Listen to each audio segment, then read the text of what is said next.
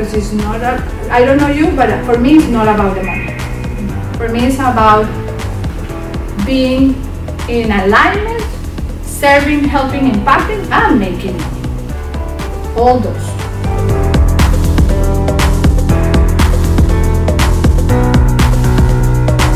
There are a lot of techniques, step by step, to know how to do it.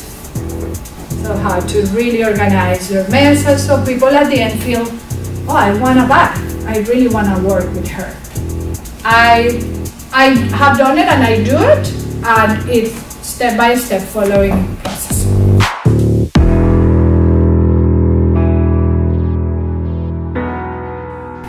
Like it was 100 people there. You know what I mean? Like, with all my energy, you know, like, only this one? No, only this one. This is the one that needs me. And that's up to me.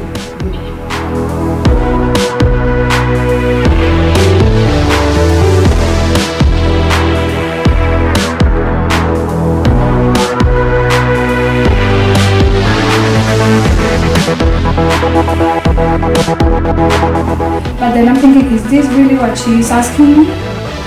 And then I re-asked, and she answered, and it's more the elevator speech because she has so many things to offer how we can do it now.